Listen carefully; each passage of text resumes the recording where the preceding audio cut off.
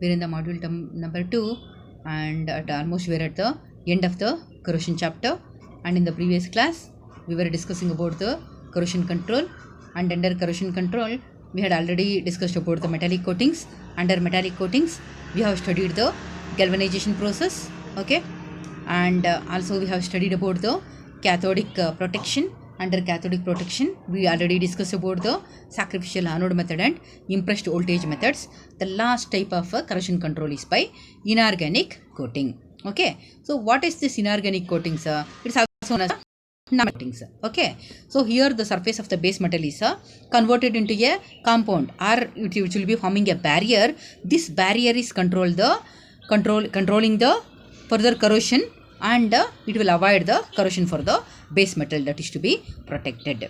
Okay, for example, if aluminum is there, if you won't form a layer also, it will be forming by itself an oxide layer on itself. Okay, but that formed layer may not be, that is not sufficient hardness is not formed to used in industries. Okay, some more thickness is required to use in industrial applications. So what are we doing here? We are forming an oxide layer artificially in the laboratory. We are forming an oxide layer on the base metal, okay, which is called as inorganic metal coatings. Fine. So there are two types of inorganic metal coatings. One is phosphating, another one is anodizing.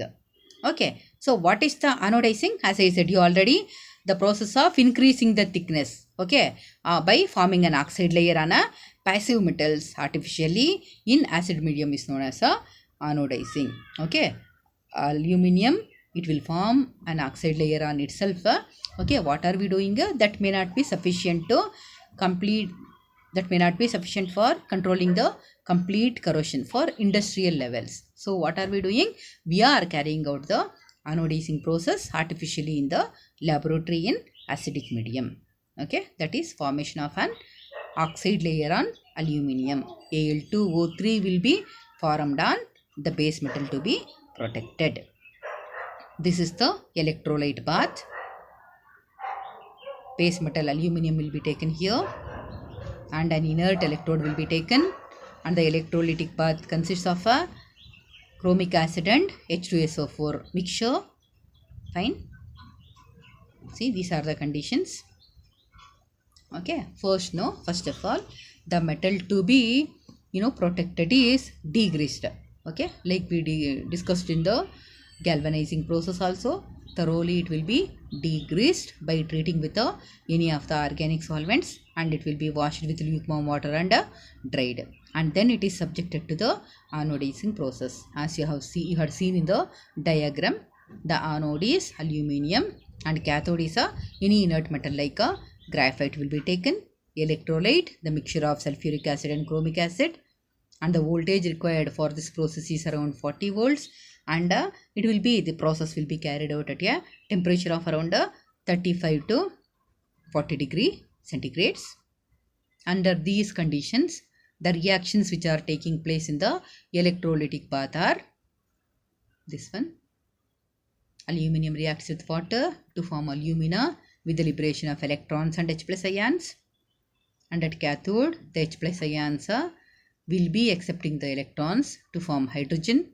So the overall reaction is when aluminum is reacting with the water in acidic medium, it will be forming Al2O3, that is alumina with the liberation of hydrogen.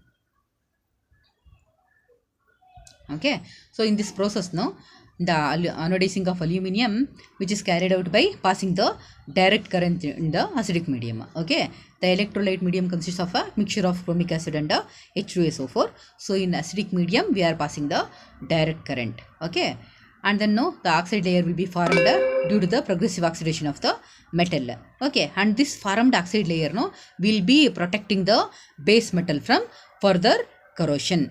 Fine. And the coating found is slightly porous. Okay, after the plating process is over, it is found to be slightly porous. Okay, it can be sealed by dipping it in hot water for some time. Okay, and also the thickness, how much thickness is required, that can be controlled by adjusting the current density and also the bath solution concentration. Okay, if you want more thickness means or less thickness, it depends on the adjustment of the current in the bath solution and also the concentration of the electrolyte in the bath solution. And what are all the applications of this anodized aluminum articles means, which are used in a window frames, it is used, computer hardware, and in many home appliances it is used. It's also used in satellites. Okay, and due to its minimum maintenance, it is used in roofs, curtains, staircases, escalators, etc. And it's also used in office partitions and cabins, etc. Right? So these are all the applications of the anodized aluminum article. Okay, so this is the end of this chapter. Okay, once again we will recapture what we studied here. Okay, what is this anodizing of aluminum? Forming an oxide layer artificially in the laboratory in acid medium is called as a anodizing. Okay, under this non-metal coatings there are two types are there. One is phosphating and the another one is anodizing. Okay, here we are studying the anodizing of aluminum. Aluminum metal, if you won't anodize also, it will be forming a protecting layer on itself.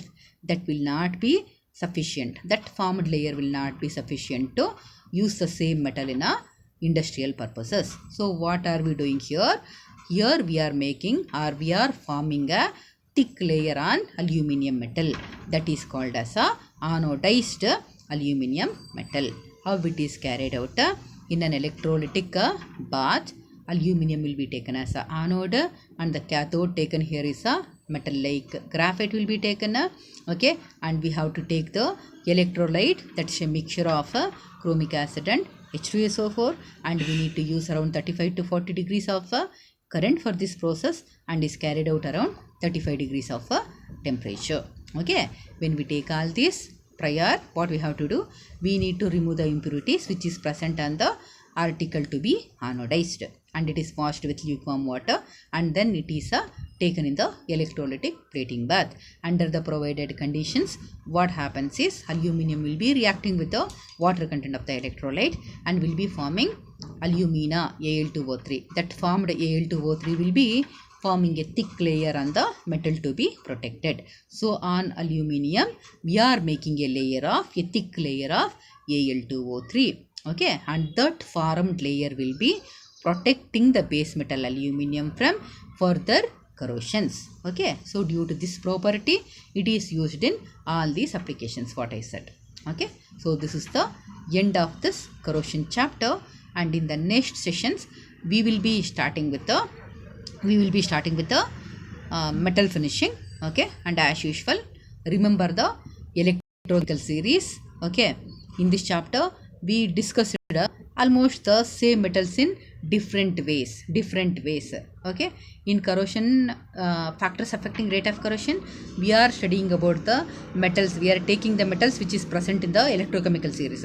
There also we study the metal which is present in the above in the series will be always anode, that will undergo corrosion, and the one which is present below it will be acting as a cathode and will be protected. The same principle we are studying in the cathodic protection. Okay, when you connect the base metal with the metal which is present above to it in the series, okay, automatically the cathodic metal will be protected. Okay, we are studying the same thing in different ways in different places. Okay, so please do remember the electrochemical series. Okay, here only few metals is given here.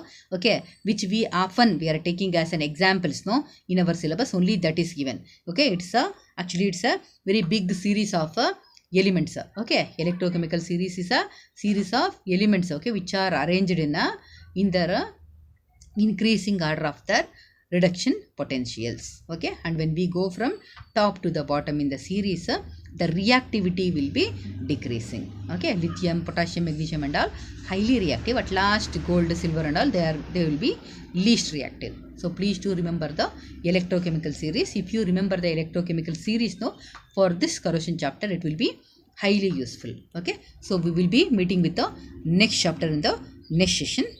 Thank you.